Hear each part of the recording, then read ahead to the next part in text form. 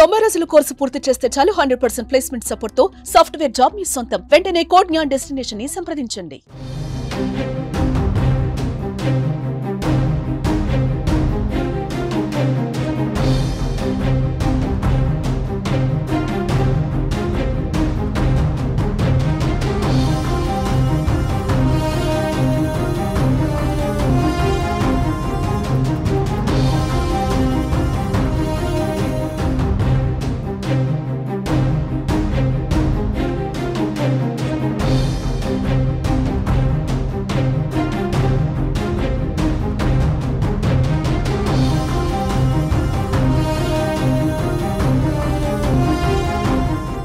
సంక్రాంతి పండుగ వేళ రైతులకు తెలంగాణ ప్రభుత్వం గుడ్ న్యూస్ చెప్పింది. ఎప్పటి నుంచో ఎదురు చూస్తున్న రైతు భరోసాకు సంబంధించి తీపి కబురు అందించింది. ఈ నెల 26 నుంచి రైతు భరోసా పథకాన్ని అమలు చేయాలని ప్రభుత్వం నిర్ణయించింది. రైతులకు పెట్టుబడి సాయాన్ని ఎకరాకు 12,000 పెంచినట్లుగా తెలిపింది. ఈ మేరకు ప్రభుత్వం మార్గదర్శకాలను విడుదల చేసింది. భూభారత్లో నమోదైన వ్యవసాయ భూములకు మాత్రమే రైతు భరోసా నిధులను విడుదల చేయాలని తెలంగాణ ప్రభుత్వం నిర్ణయించింది. ఈ నెల 26వ తేదీ నుంచి 12,000 రూపాయల రైతు భరోసా నిధులను జమ చేస్తామని చెప్పడంతో తొలి విడత కింద 6,000 రూపాయల నిధులను విడుదల చేయనున్నారు. వ్యవసాయ యోగ్యమైన భూములన్నిటికీ ఈ పథకం వర్తిస్తుందని తెలిపారు.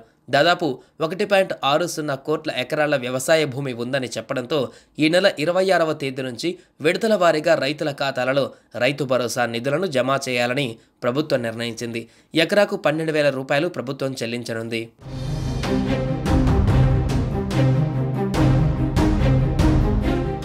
సాగుకు యోగ్యం కాని భూములకు మాత్రం ఈ పథకం వర్తించదని మార్గదర్శకాలలో ప్రభుత్వం స్పష్టం చేసింది.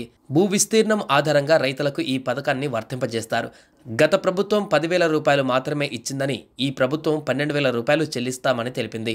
సాగు చేయకపోయినా అది వ్యవసాయ యోగ్యమైన భూమి అయితే మాత్రం రైతు భరోసా నిధులు అందుతాయని పేర్కొంది. అంటే గత ప్రభుత్వంలో మంజూరు చేసిన వారికి అందరికీ ఈ పథకం వర్తిస్తుందని చెప్పాలి. అయితే దీనికి సంబంధించిన ఫిర్యాదులను పరిశీలించి పరిష్కరించడానికి కలెక్టర్లకు బాధ్యతలను అప్పగించారు. కలెక్టర్లే పూర్తిగా విచారించి పథకం అమలుకు కృషి చేయాలని తెలంగాణ ప్రభుత్వం ఉత్తర్వుల్లో పేర్కొంది.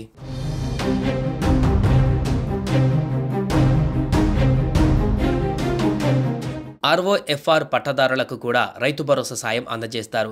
RBI నిర్వహించే DBT పద్ధతిలో రైతు భరోసా సాయం రైతుల ఖాతాలలో జమ చేయనున్నారు.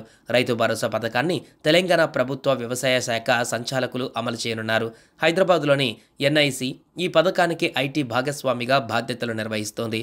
జిల్లా కలెక్టర్లు వారి జిల్లాల పరిధిలో పథక అమలు, ఫిర్యాదుల పరిష్కారం కోసం బాధ్యతలు అప్పగించారు.